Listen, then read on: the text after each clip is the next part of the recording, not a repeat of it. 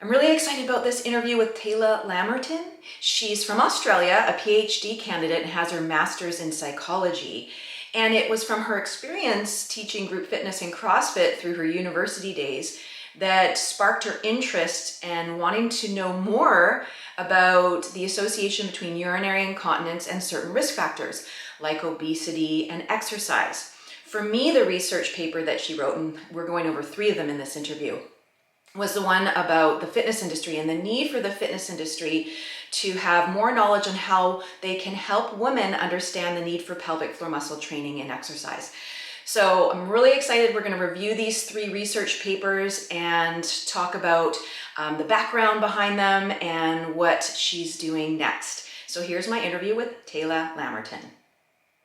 So welcome, Tayla. Thank you so much for joining me here on doing this recording for my YouTube channel, specifically to talk about factors of incontinence and whatnot related to, and I really wanted to talk to you because of the fitness industry side of things, so that we're going to dive into that because that's part of your research. So I thought before we go and talk about your 3 research papers that you've done, I wanted to have you give us a little bit of background about what got you into this, because as I mentioned in the intro, you have a master's of psychology, and this is all about incontinence. So take us back to that time when you sort of triggered and dawned on you that there's something big going on here that you wanted to learn more about. Yeah, absolutely. Thank you so much for having me. This is exactly the types of conversations that I want to be having as part of my career, but to be honest, it's just a personal interest for me.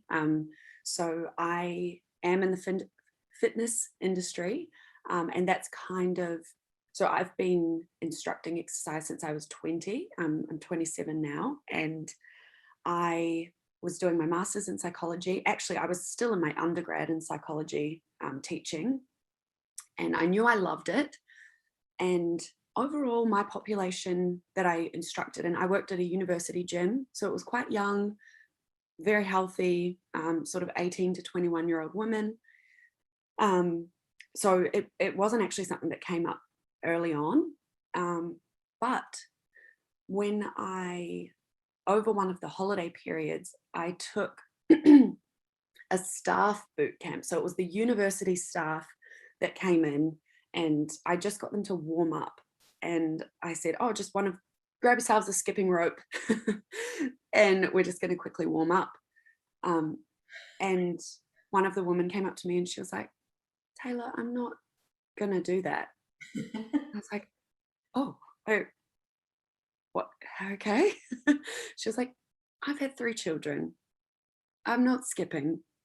It doesn't work. So it was fine. Like, we just adapted at the time, we modified and continued on. But that was kind of my first run-in with someone who'd even mentioned, she didn't even directly address it either, which I think is actually something that's really interesting about pelvic floor symptoms. And but I sort of knew straight away what she meant.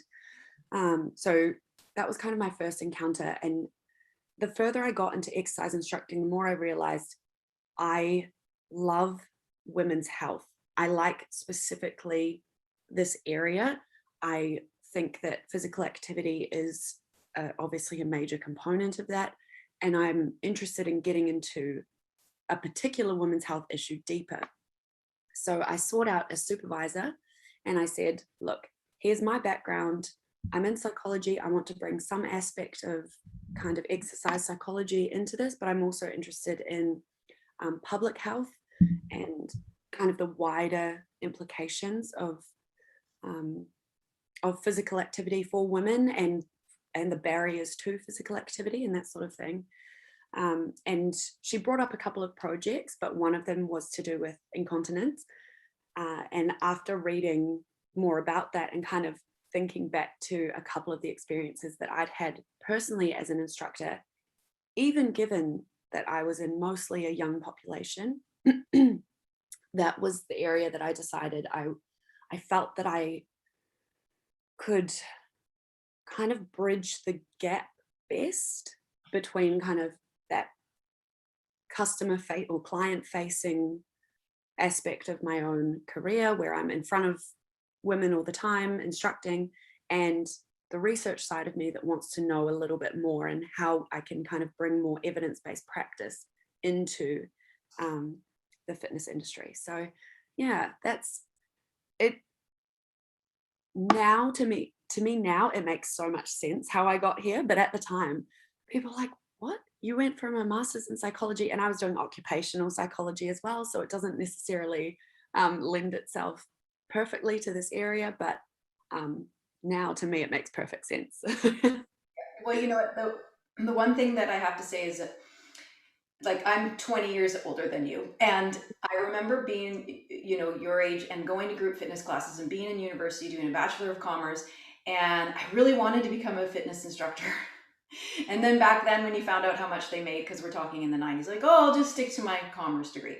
Yeah. So reasons I wanted to talk to you is because what I'm doing now, being in the fitness industry now for the past 11 years and pelvic health in the fitness industry for 7 years, if this existed and there was that opportunity back then, what you're doing now, I would have been all over it too. So I was like this, and also to have somebody that's younger who hasn't had children to go, oh, wait a minute. Like, it took me till after I had my 3 children. I didn't have incontinence as my symptom. I had other things, but it took me teaching group fitness classes and Zumba classes and small group training and having my clients constantly going to the bathroom in the middle of classes going, this is not okay. We're now all in our 30s and we should not have to live like this. So I love that you took on this before even having experienced it yourself, for one.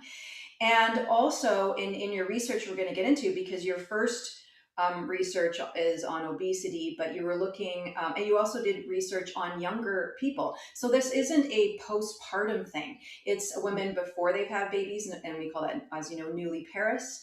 It's during pregnancy, it's after, immediately in pregnancy, and then it's in middle age. And as you've also pointed out, which is quite widely recognized, is incontinence is one of the leading causes of women entering into old age care, and yet it is preventable. So we need to educate people, and we need to educate the fitness industry, because not everybody's going to be a 21-year-old group instructor and go, oh, I know what you need to do. I know where I can send you, or I know what's going on. And also make them feel comfortable to say, listen, if you make me skip, I'm going to pee my pants and I have no idea why. So that's so that's what makes me so excited, that you've put these things out there in this research, so we don't have to sugarcoat things anymore. You've got it documented. We know what's going on and we know what needs to be done. So Absolutely. let's talk about your first paper, and the title is Overweight and Obesity as a Major Modifiable Risk Factors, I love that, for urinary incontinence in young and mid-age women. And one of the things that you pointed out, that it may come as a surprise that it's not, like we said, postpartum women, but that obesity, and as you showed in your research, obesity over the last 17 years has grown exponentially in the younger population. And then these women are all of a sudden having issues of incontinence, and they are surprised. So give me a little background about that study and what your sort of major findings were that you wanted to highlight here for everybody to know. Yeah, absolutely. That the first paper was the first project I kind of undertook in my PhD. And I really was just trying to, I think, kind of, you sort of pointed out the fact that it's modifiable. And I think that that is really important, because so much of the research is like, you know, when you're pregnant or postpartum, or, you know, specific obstetric risk factors can result in incontinence, and so does aging. Well, I don't find that overly useful unless we're going to use that as just a time to intervene, because that's not modifiable. You can't say, oh, well, to prevent pelvic floor symptoms, let's just not get pregnant. Like, so I'm definitely interested in, okay, let's look at what things we can modify, and let's first define the problem, what's going on, and then how is best to intervene, and when. Which, yeah, so I do think that the information about aging and postpartum and all of that kind of stuff is really important in terms of timing, but I don't find it overly useful in any kind of other capacity other than this is a good time to intervene. So what I was interested in was looking at the different subtypes of incontinence. So it's pretty well documented that overall in younger women, stress incontinence seems to be most common. But to be honest, across my research, I found that it was actually mixed incontinence that was most common. And then also within my systematic review specifically, there were no kind of differences in the risk of excess weight on any particular type of incontinence. And I think that that's important, because the way that we address the different types of incontinence can change, and that's still important, but it kind of says, hey, this risk factor is important across all of these types. Yeah. And I think That's a good point, because what people, if anybody's unsure about what the difference is between stress urinary incontinence and urinary incontinence, stress urinary incontinence is a sudden leaking from the onset of a pressure like coughing or sneezing or jumping, right? And urge incontinence is where all of a sudden when you have to go, you go, and most often can't hold it.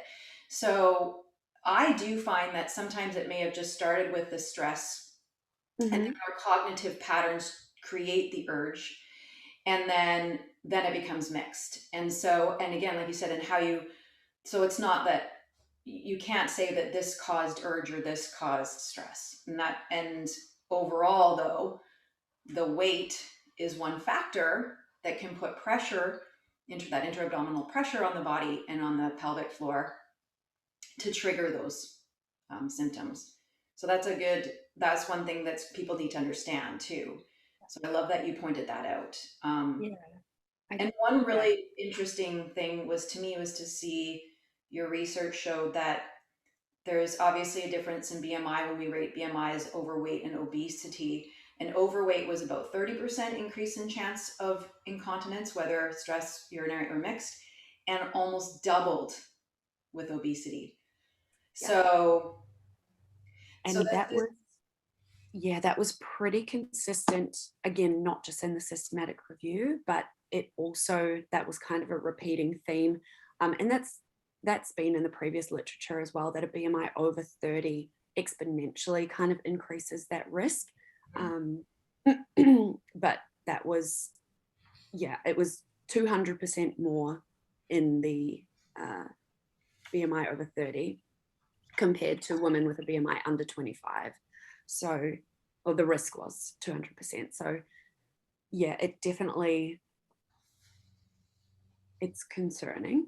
yeah. And like you said as well, given that just worldwide, we are seeing huge increases in women who have a BMI over 25, over 30, and even over and above that as well.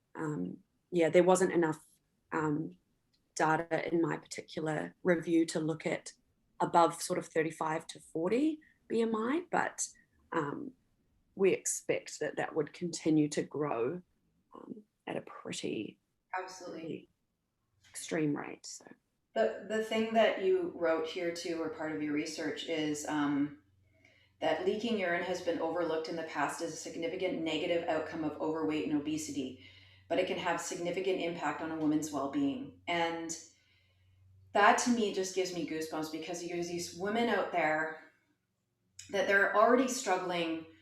Like if we just talk overweight and obesity alone, whether they've had a baby or not, there's underlying factors that already has gotten them to that place. And then you add on this level of embarrassment and like discomfort, as you said, embarrassment, the odor, and then they don't want to go and do the very things that they need to do, like exercise, to help themselves, and then it becomes this vicious cycle. And that's where, and you made a point here to say that that it needs to be discussed by the healthcare professional with that individual, not just the metabolic health of overweight and obesity, but the risk factors of things like incontinence, because that's going to sideline somebody from doing the very things they need to do to take care of themselves to try to get their healthy BMI back. So, Yeah, that's exactly. And it was actually that kind of vicious cycle that you're talking about. That is essentially what my PhD is trying to explore is, okay, so we know that overweight and obesity are risk factors for incontinence and strong risk factors. So that goes to that. Then incontinence can be a barrier to physical activity because people don't want to leak during physical activity and whatnot. But then reduced physical activity leads to increased excess weight. And I was like, well, hang on, how do we intervene here? At which point do we say, well, you need to do physical activity because we need to, you know, also increase your heart health and your bone health. And there's all these other things that are so important. But so is the psychology of someone feeling not confident enough to do exercise because of something like pelvic floor symptoms and incontinence. So that kind of cycle was exactly what I used to say, well, do we need to step in here? Do we step in here? Do we step in here? Because I find that so interesting, and kind of that's where my psychology brain was like, hang on, this is more than just address the fact that we need to reduce BMI. Like that's so oversimplified and doesn't take into account embarrassment and self-efficacy and confidence. So yeah, that cycle is super interesting to me. I kind of feel like, and this is the thing where I was like, your psychology degree and master's is such a helpful tool in understanding this side of things, right? So it makes a lot of sense to me, having read your research and knowing, or even knowing what your undergraduate and graduate degrees were. I was like, you're perfect for doing this, because there's more than just like, okay, you need to eat this, you need to do this kind of exercise. It's way more than that, right? And I feel like that first research paper is kind of like dived us into the second research paper, because but there's a couple of things I just wanted to mention at this point for people to understand, is that incontinence is a symptom of a source of something going on in our pelvic support system. And it could be simple as a weak pelvic floor. It could be a prolapsed bladder.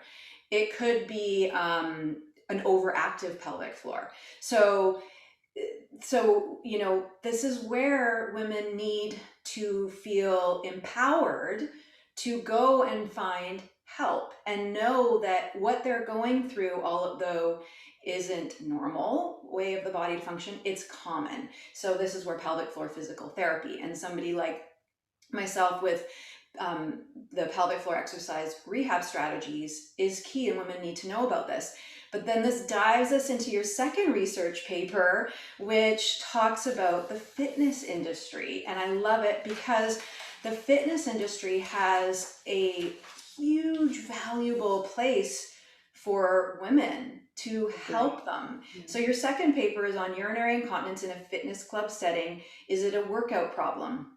And so I'm just curious, what brought you to this one? Is it kind of what I'm thinking? Well, this is a place where we can start to help people. Exactly right. Yeah. I have I guess contacts and friends really in the who are pelvic floor physiotherapists, but in Brisbane, which we've got a few million people here, I know of maybe 8 or 9 in the entire Brisbane area who are pelvic floor physiotherapists.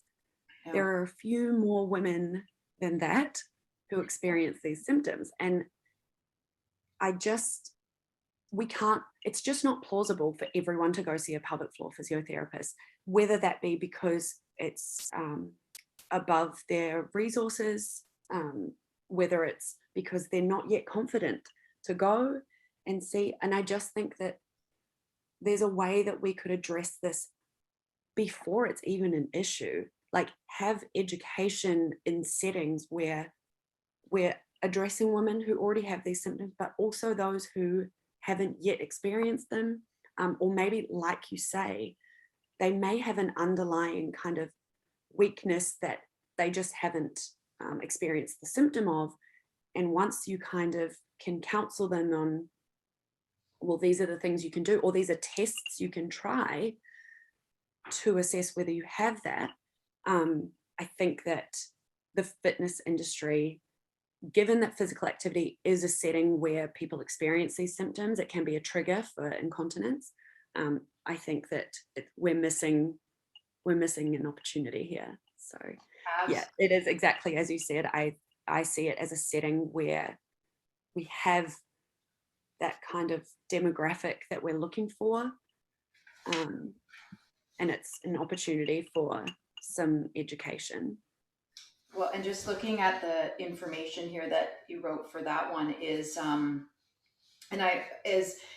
we look at worldwide, there's 90 million female fitness club memberships, like worldwide. And in this small pool of research that you did, I can't remember what was the number, it was about under 1,000, wasn't it? People?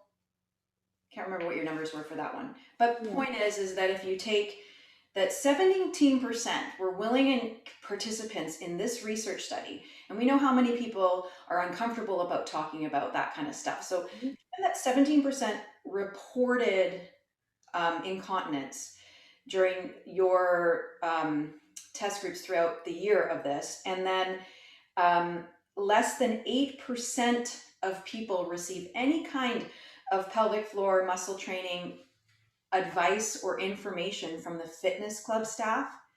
So, I understand, like, one of the things that you had noted in this study is that the fitness club staff is not necessarily comfortable explaining it, because it does, knowing like what I've been doing for 7 years, this wasn't just go do my personal training, go do pre and postnatal. It's way more than that. And even for the last 2 years working alongside, now I work with pelvic floor physical therapists, and my knowledge has exponentially grown. But, even in that setting, like, there's always still more to learn. And so I understand their hesitation as a fitness, because I wouldn't, you don't want to say anything wrong or do anything wrong, because, well, you're kind of on the line for that too. But just having, like, one of the things that I'm involved in is, there's a colleague of mine, and she has a company that we train fitness professionals on pelvic floor considerations, how to assess for movement patterns and see, and where can you send someone that needs help. And, like you said, if somebody doesn't want to see a pelvic floor physical therapist because maybe they don't have the available funds or there's not one around them, then you can find people like myself who, I did like 5 years of not really having a physical therapist to help me assess what's going on with this person. So somebody has those skills that doesn't cost you a fortune and can help women, try to get to the bottom of their problems, of what they're feeling, and then help them in that fitness club setting. So this research was amazing. And we know there's certain X types of workouts that cause more issues than other. So we know high impact, and you mentioned like the areas that people noticed the most problems were like aerobic, dance, Zumba, which was what I used to teach.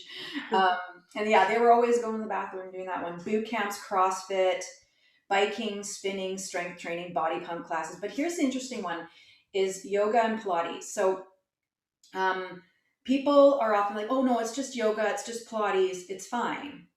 But in the years that I've been doing this, even in something in yoga and Pilates, if they're not cueing things in the breath process correctly, they're Mm. overloading that pressure in the intra-abdominal region. So I've had people that can't do downward dog because like stuff's coming out, like air's coming out, and they're like, what? That's exactly right. And I think that's actually something that, um, so I also did some kind of like early intervention research as well as part of my PhD. That's just not, it's not published yet. Hopefully soon.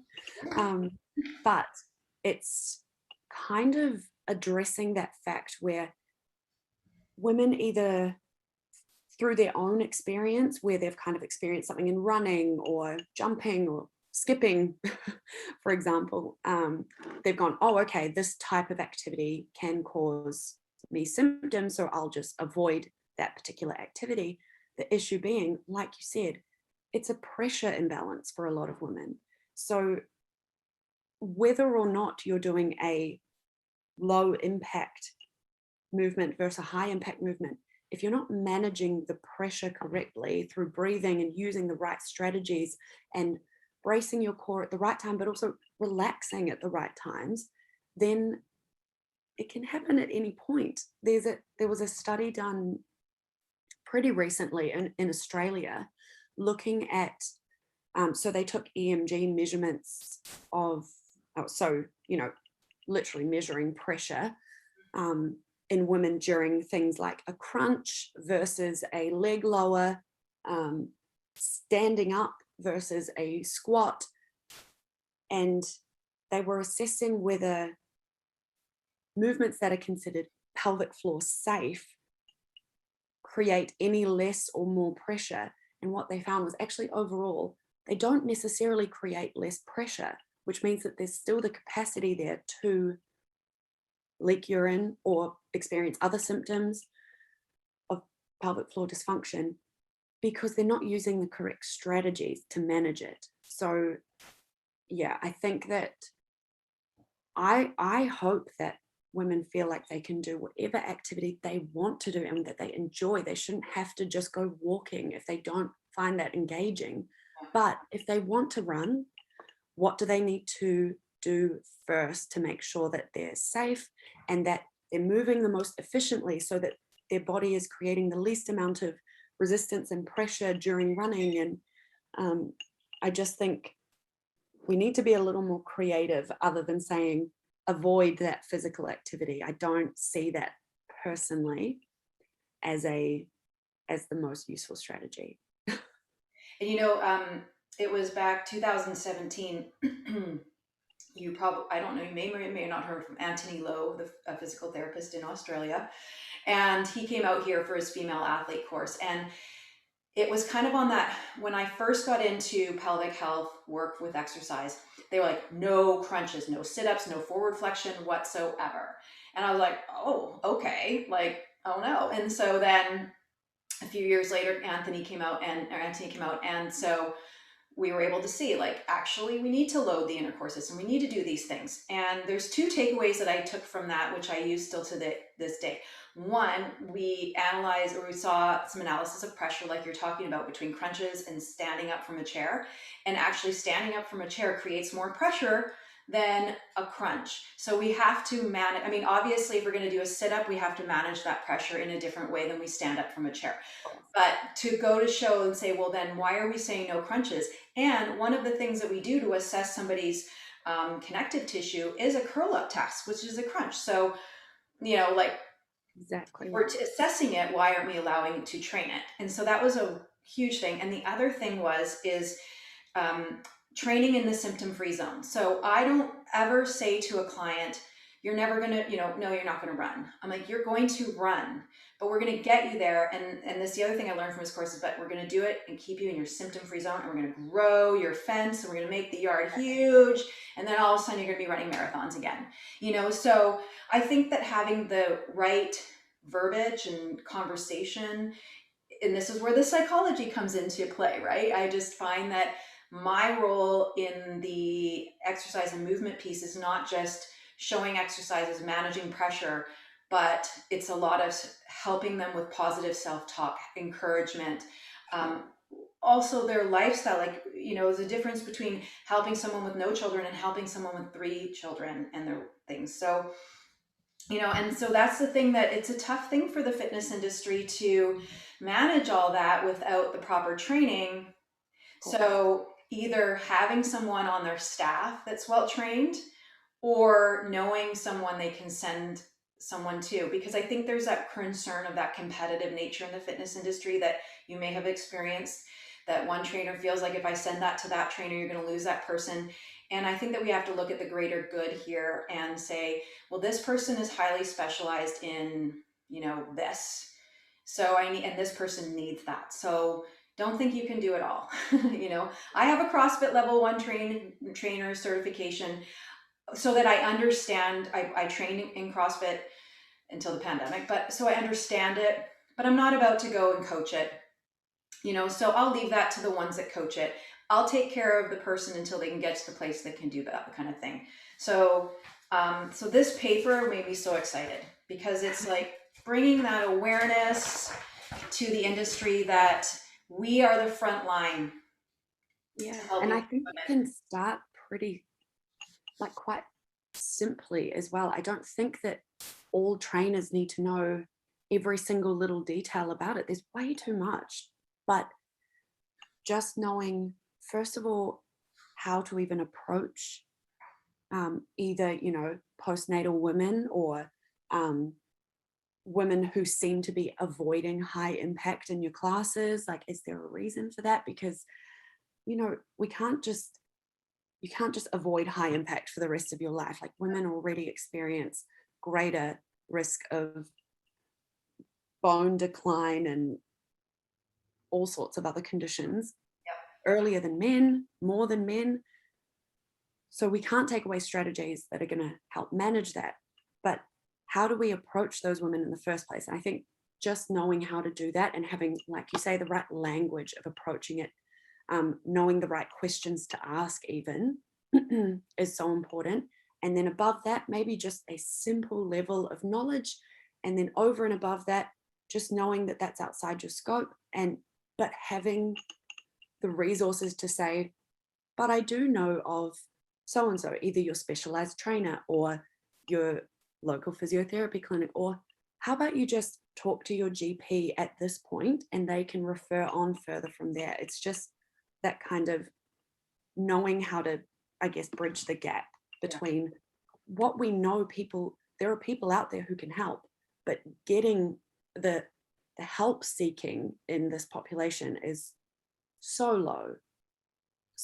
In my study, it was 1 in 5 women, and I think that's pretty consistent across the literature. It's kind of less than 20% are seeking help for their incontinence. But why is, and I know there are a few, there's lots of literature that kind of dives into why, and it's definitely to do with the psychology of the women, but also the psychology of the trainers. They're not confident to say something, either because they don't know enough about it, or because it's a hard topic. I think if there's people, both whether you're a trainer watching or a individual watching with a symptom, is if we can just make the conversations natural and normal. So I, for fun, over this pandemic, started doing virtual workouts for my friends, and it's evolved. And when I'm doing certain movements, I'll say, hey, we need to make sure our pelvic floor is working this movement. These are some of the side effects of that not happening. You may experience leaking. If this movement is causing you leaking, I need you to adjust it this way, and we'll build you back up. Just making it a normal part of the conversation, so that someone feels like, oh, this is I can talk about this. Mm-hmm. This is not something that I should be embarrassed about. I'm not alone. It's common, not normal. It's common though. And then just being able to have that conversation. So, sometimes people are like, oh, why are we talking? I'm sure they're probably like, Chris is always talking about that. Well, you know what? I want it to be a normalcy, so that if something does happen, they'll be like, oh, wait, she said, this is what I can do. So yeah, so that's a love that paper. Let's go into the last one here, the urinary incontinence in young women, risk factors, management strategies, help seeking behavior, and perceptions about bladder control. So this is fantastic too, because one, you were looking more specifically at the younger demographic, Mm. but but talking about the strategies that they're using that become, you know, that create more of a problem, like going just in case, rushing at the urge. So creating that, like detraining the bladder and things like that. And then of course, like the seeking help side of things. So what was sort of your focus for that study that you wanted to get out of your research? Yeah, absolutely. So this kind of uh, more, I guess, analysis of big cohorts of women. So in this study, I think it starts at about 14,000 women and then kind of goes down from there based on who needed to be included in my particular sample and so on and so forth. But it's pretty big data sets to work with. And it's Big in the research. in the Australian population.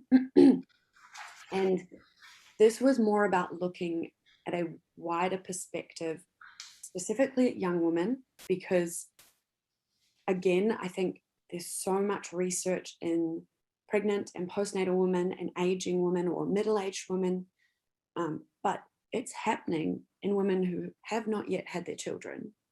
So I almost think that's more concerning because it means that they're the ones who are more likely to have it happen during pregnancy, and as they age, they're already at a greater risk. So I wanted to see kind of when it's early on, and most of these women reported having relatively mild symptoms, but that's kind of when I want to address it, is when it's not too much of an issue.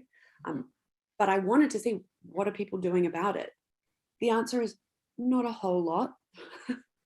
um, and a lot of women are using strategies, but they're not evidence-based strategies for improving incontinence. They are strategies that make it work and kind of avoid accidents and avoid embarrassment, um, and allow them to live as normally as possible without having to see a doctor and or just addressing the problem.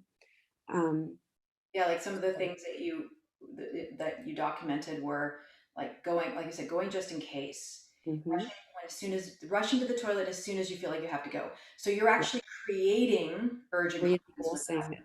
that. Exactly. And then people will reduce their water intake. Well, then you might create constipation and other issues.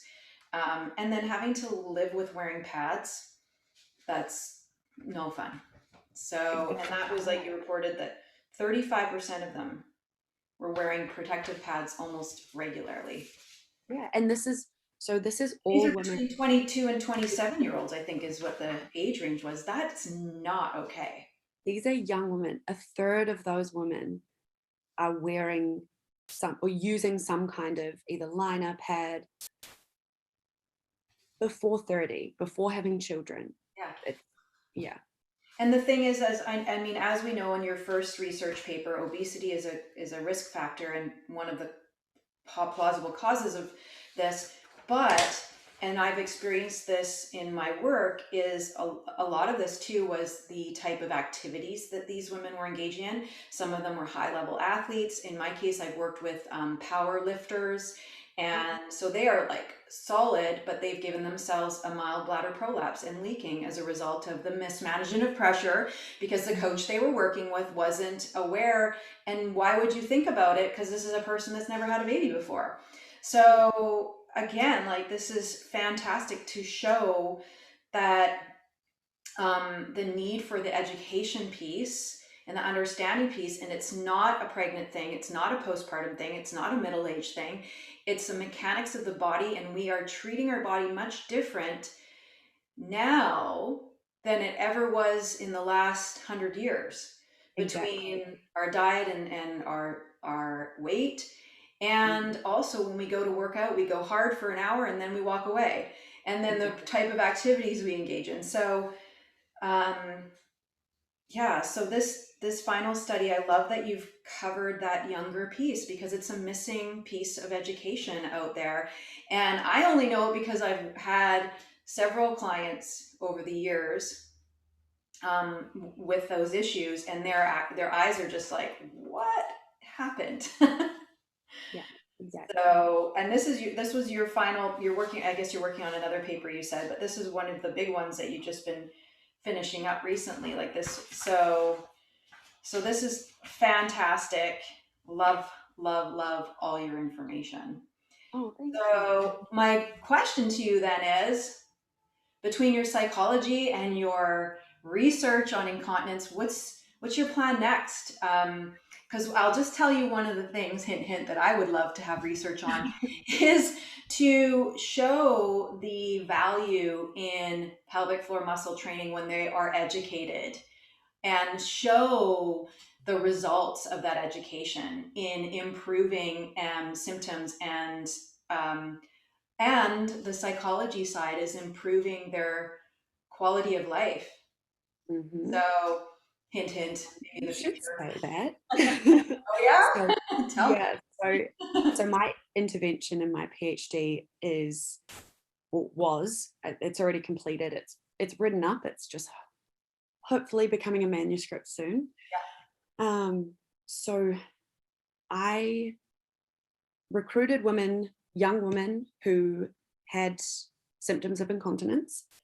Um, and the first session is an education session. So, what types of strategies we're going to be using during physical activity, the anatomy of the pelvic floor, why certain things work and why certain things don't work, why you might get symptoms and the different reasons why you might get symptoms. Like you said, is it pelvic floor weakness? I think that's kind of what people generally think of, is they think my muscles aren't strong enough, but there are other things that could be going on here.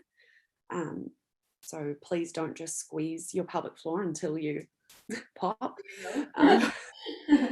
And so that's the first session of my intervention, is the education around it.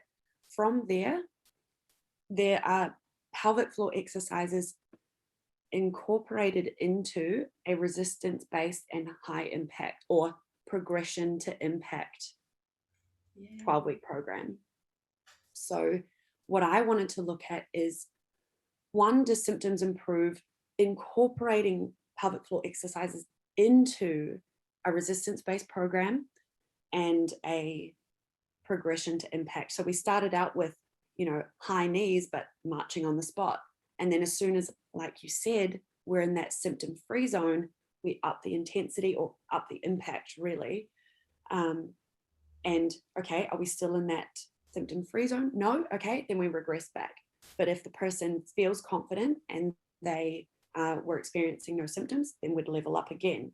So it was trying to look at what are reasonable ways to get women back to the physical activity that they enjoy and that they want to do. And that is most beneficial as well for, like I was talking about before, bone health as well is something that came up a lot in my research of when women avoid these types of activity, can be potentially really detrimental for their bone health. But yeah, how do we progress with impact? And can they feel confident during physical activity using those strategies and improve symptoms, but perhaps even they don't cure their symptoms? But how can we still keep women physically active regardless? Yeah. So Oh, I there are a few. can't wait to see that one. Yeah, it was, to be honest, it was really complicated because I was trying to bring everything in. And in hindsight, maybe I only would have brought in one element at a time. But as a fitness instructor, I was like, but this all happens in the class. So everything needs to be in there. I In think research, that's a good though, lot harder to because assess. But I think I mean, it's a tough approach, especially for research. yeah, There's a lot of variables. However, that's life. So if you can I find a know. way to show that, I mean, I know I can kind of tell you my predictions because I've been doing this long enough to know, but I'm just glad I look forward to reading that one. I Yeah, cannot thank wait. you. Yeah. So that you've written, you're just waiting on it to be So published, is that, and how does that work? So it's currently written as a chapter in my PhD. So it's currently huge. It's got every single detail that ever occurred across the a couple of years that I was running it.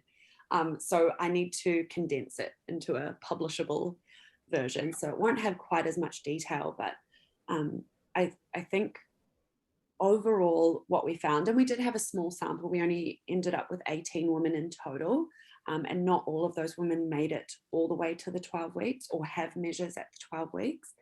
But overall, what it seems like, just based on that really small group, is that if you can build confidence and kind of self-efficacy in impact-based movements, and during resistance-based movements as well, you can increase physical activity levels in women with incontinence, which I think is maybe a kind of missing part of the research. I think the types of things that you're doing is exactly what I was trying to convey in this intervention research, is that, well, these women still need support to do physical activity. We can't just say, oh, well, until you've got your pelvic floor symptoms under control, we'll just leave that for a bit. Like, no, this is a really key part of overall health, for mental health, for physical health, for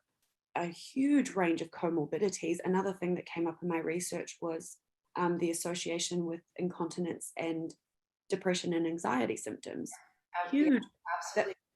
It was actually a stronger association than high BMI in my research. So huge. I've done some reading on that too. I haven't seen exact numbers, but exactly. And so I find when working with women that mindset is huge to success. Not just the movement piece, not just the healing piece, mindset. And that's where somebody needs to be with them regularly to continue in that early stage, to continue to reinforce that. So I love that is some of the things that you have found in your research, so that it encourages me that I'm on the right track, that the things that I've seen over the last 7 years and that I've been doing are the right strategy, and also to know that, some people, it's a psychological thing. Some people are going to have the ability and motivation and adherence, and others are not. And you just try to do what you can do for everyone. So education is key. That's the one thing that I love about all your research papers, is it brings to the forefront the need for educating women, making it a conversation that is a normal conversation about incontinence and pelvic floor issues, so that we can discuss the risk factors without feeling like we're fear mongering. Because I think that's what I feel like I've been, that I would have had to be careful of, but I don't feel that if I approach the words in the conversation correctly, it's not. And helping educate the fitness industry. And to know that it's across the board in women. It doesn't matter your age or your stage or what you've gone through in life. So this is a perfect set of research papers. I love them. I can't wait to read your next one. And I want to say that thank you so much. We've talked for a long time because this is awesome stuff, and I hope that some other people can take away bits and pieces of this. This talk is for not only the everyday exerciser, but for the fitness community as well. So I just want to thank you for connecting with our time zones, me in Vancouver and you in Australia, and that we made this work. And I look forward to staying in touch with you. Thank you so much. And thank you for this opportunity and the work that you do. Again, kind of like you say, it makes me feel like I too am on the right track. There are people who want this information and also have found this in their own kind of lines of work, whether that be research, whether that be in the industry. This is very reassuring. There's more of us. All right, teamwork, high five. All right, well, great. Thank you everyone for watching. Well, there it is, my interview with Tayla. What an amazing conversation. I feel like I could have talked to her for hours. I hope you found some valuable information in that talk. Don't forget to subscribe to my channel for continued information on your pelvic floor health and exercise and movement. And if you found this video helpful, please give it a thumbs up. Thanks for watching.